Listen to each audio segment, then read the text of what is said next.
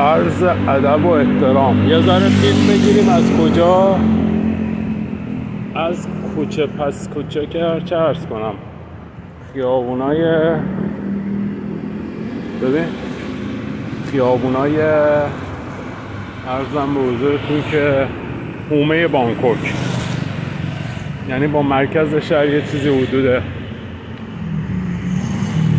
40 کیلومتر فاصله داریم. قیمت میوه ها رو دیدید دیگه، 1/5 1/6. همه چی به نسبت ارزون تره، خیلی هم ارزون تره. ساسج مفته 10 بات 5 بات. نگاه کن 10 بات. قشنگ تفاوت رو میشه احساس کرد. حالا سوال اینجاست، آیا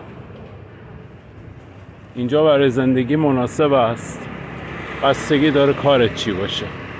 اگه بخوای آنلاین کار کنی از لحاظ قیمتی تو بهشت قرار میگیری، حتی جای ارزونتر هم میتونی بری که دیگه اصلا نگم برات.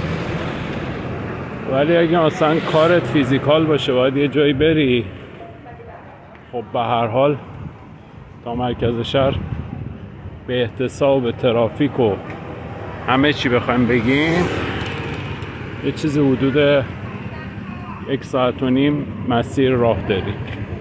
حالا آیا از اینجا ارزونتر هم هست در حومه بانکوک؟ بله، مکانهایی هست از اینجا هم قیمت ها مناسب تره. و من قبلا رفتم کلیپاشو گرفتم، در ادامه میذارم. ببین اینا رو میگن غذای باحال. 25 بات 25 بات 40 بات. مال دیروز مال امروز نه، تعدادش فرق میکنه. 6 تا تخم مرغ 75,000 تومان.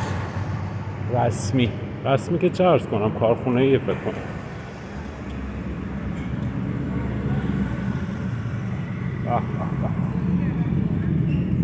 آقا در حومه بانکوک مثل بانکوک همه چی پیدا میشه؟ بله، فقط این غذای خیابونی رو کاری نداریم.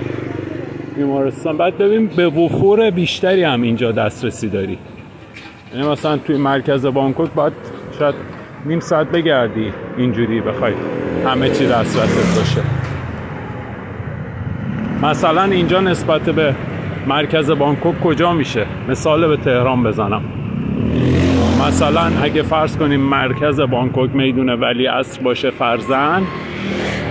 فرزن اینجا مثلا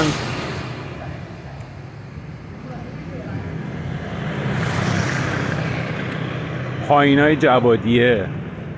علاوه پرستیج و اینا نمیگم، ما مردم و فلان و کلاسکار و اینا قیمت ملک و اینا نمیگم، علاوه فاصله دارم میگم. یا مثلا چه میدونم به اسلام شهر و اینا. آره دیگه، آره فرض کن اینجا مثلا شبیه فرون آباده. بیسکویتا رو ببین، واقعا قیمت ها خوبه. حالا ببینیم این کلیپ ما کی بذاریم، اون یکی اول بذاریم، اینا اول بذاریم، واسه ببینید لذت ببرید دیگه. دیدین؟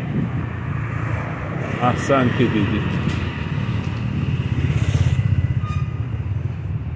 مغازه چقدر باحاله، بقالیه به معنی واقعی کلمه، بقالیه دیگه، 7-11 نیست، بقالیه. اومیا ازش خرید میکنن. اینم بلیط های بخت آزماییه، در کل کشور تایلند پیدا میشه. 30 بات 20 بات، شستشو 20 بات. ببین دیگه لذت شو ببرید. خب ما بریم یه چیزی بخوریم و دیگه فعلا صحبتی نیست دوستان. خداوند یارو نگه داره.